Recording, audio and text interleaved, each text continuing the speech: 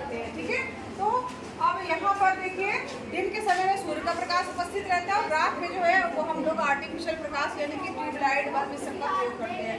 तो प्रकाश जो है परावर्तन की घटना होती क्या है, तो प्रकाश का किसी चमकीली सतह से टकरा करके वापस उसी माध्यम में लौट जाना जो है वो प्रकाश का परावर्तन कहलाता है।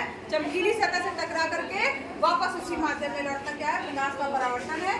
अब इसके लिए जनरली हम समतल दर्पण, सब लोग अपना चेहरा देखते हैं, समतल दर्पण है और इसमें से आने वाली किरण एक है जिसको आपतित किरण कहा जाता है, जाने वाली यानी टकरा करके वापस आने वाली किरण है इसको परावर्तित किरण कहा जाता है। और उस पर अगर हम एक लंब खींचते हैं जहाँ पर ये बिंदु मिल रही है तो यहाँ पर उसको हम क्या बोलते हैं, अभिलंब।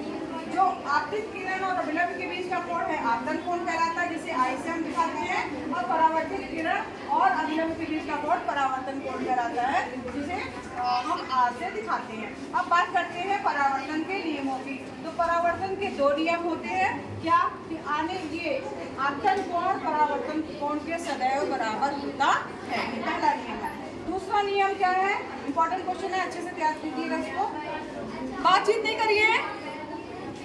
आपतित किरण, परावर्तित किरण और अभिलंब, ये तीनों क्या होते हैं, एक ही तल पर स्थित होते हैं। ये तीनों एक ही तल पर स्थित होते हैं, ये परावर्तन का दूसरा नियम है। अब चलो इसको हम लोग इसके माध्यम से भी देखते हैं कि क्या सचमुच ऐसी कोई घटना घटती है।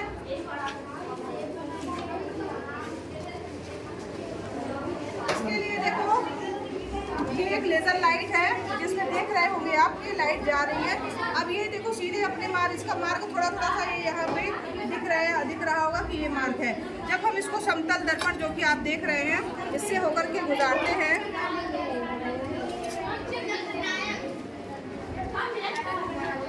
हटो एक मिनट कि ये प्रकाश की किरण जब हम डाल रहे हैं, मान लीजिए ये एंगल बनाते हुए जा रही है समतल दर्पण में, ठीक है, तो ये परावर्तित होकर के ठीक दूसरी तरफ ये यहाँ पर अगर हम कर रहे हैं तो ये देखिए आप यहाँ से दूसरा उसका मार्ग जो है वो दिखाया जा रहा है। इस पर हम एक अभिलंब खींचेंगे और इस कोण को नापेंगे और इस कोण को नापेंगे तो दोनों क्या दिखाई देंगे, दोनों जो है वो बराबर नाप के होंगे। दिख रहा है आप लोगों को, दिख रहा है?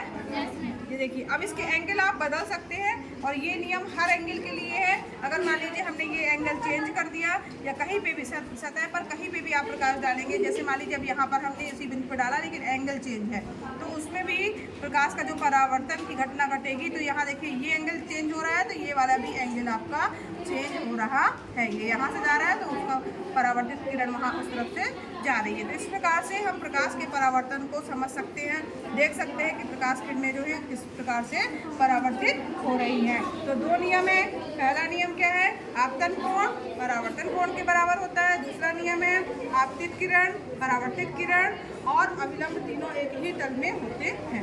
इसमें ध्यान दीजिएगा बच्चों, ये जो किरणें हैं इसका दिशा दिखाना बहुत जरूरी है कि कौन सी आने वाली किरण है तो उसमें तीर का निशान इस तरफ रहेगा और जब तक टकरा करके वापस जाने वाली उसका निशान बाहर की तरफ रहेगा। ठीक है, सबको समझ में आया?